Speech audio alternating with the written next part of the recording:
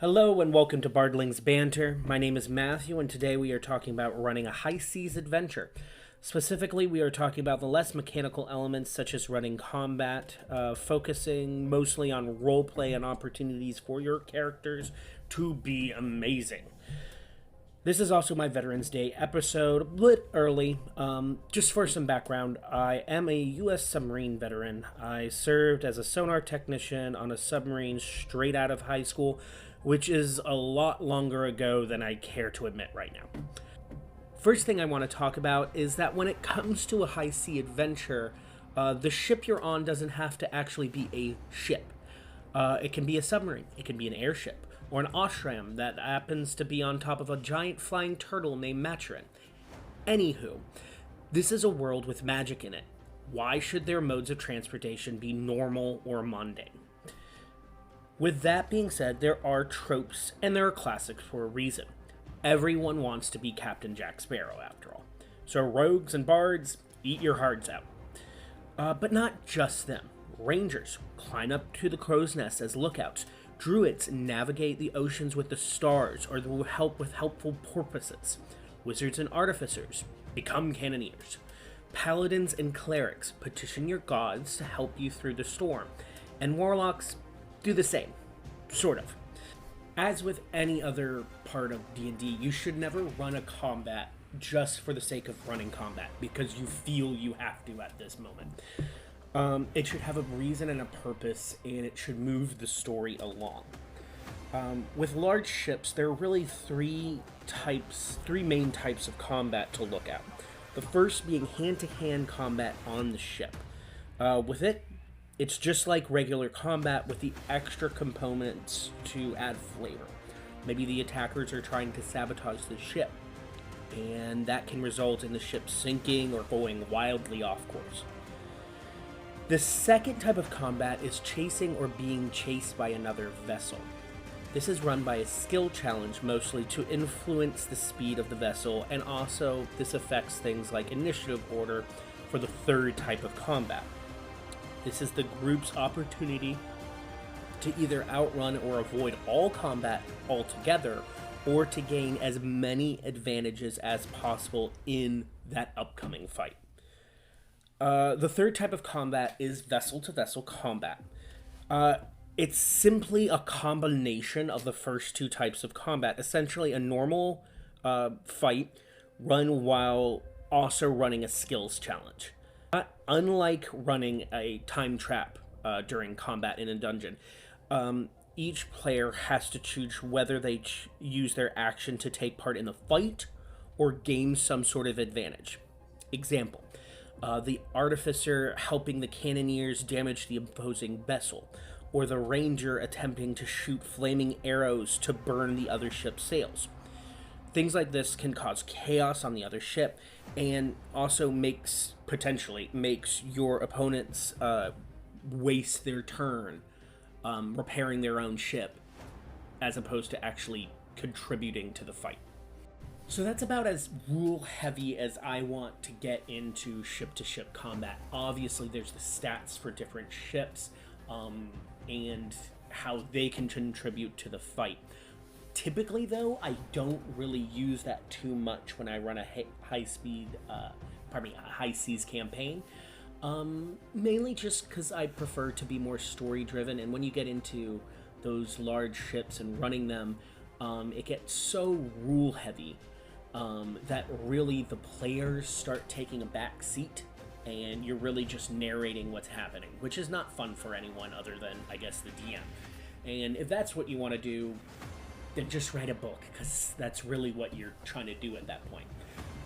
But if you're one of the DMs who really like to get really into the rules of how everything's supposed to work, I invite you to look at some other YouTubers that do that.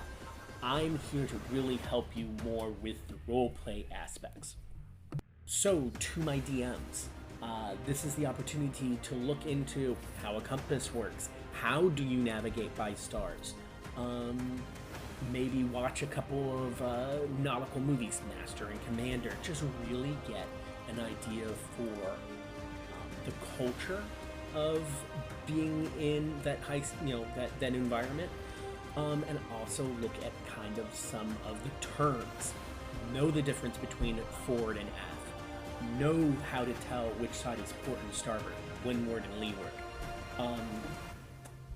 Also, players, if you have a sailor background, these are all terms and ideas that you should know.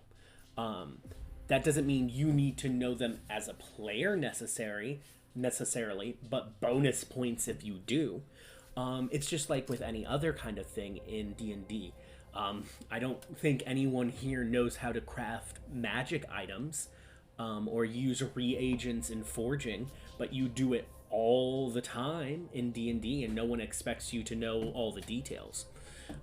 Sailing and navigating at sea shouldn't be any different.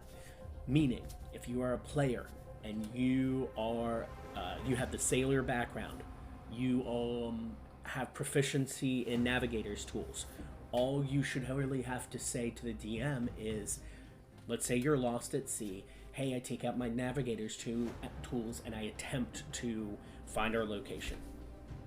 That's fine. If you're able to get into more detail, great. It helps with immersion. If you do a really good job, DMs, you should try to give some sort of advantage. But really, just like anything else in D, you don't have to get into detail if you don't want to, or don't personally have the knowledge. So bringing it back to the DMs here, there are movies and shows about, living at sea. Black Sails is a good one. Pirates of the Caribbean is a good one. Master and Commander, like I mentioned before, great movie.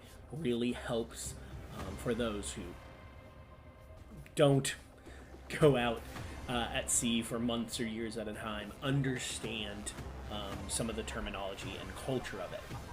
Interesting things to add into your world because of that. DMs. Tattoos are a big part of a sailor's lifestyle. Tattoos actually have meaning. Different tattoos mean different things. Obviously, your world is not Earth, so they can either mean nothing and not be a thing on your planet, or they could mean something completely different as they do on Earth. That, of course, is up to you. I like to keep things consistent as far as using reference from Earth. The reason I use references from Earth and different cultures is because I already know these things. I happen to be a sailor, so I already know what most of the tattoos mean. I already know port, starboard, forward, aft, below decks, topsail. I already know these things. So it's rather than make up new things, why not just use what you know? Additionally, I use that just generally for cultures. I won't make up an entire new culture. That would be ridiculous. No, I am going to base the culture of this nation that you found on a culture I already know. Like, hey, this country is kind of based off of Renaissance Italy. Great. Makes it a little easier, makes it a lot easier for me to roleplay and kind of freeform things, because it gives me a touchstone to connect to. But it's based on it. That doesn't mean it's exactly the same, meaning if I want to change some things, I can. I'm not beholden to the historical, facts, because we're not on Earth, so do what you will.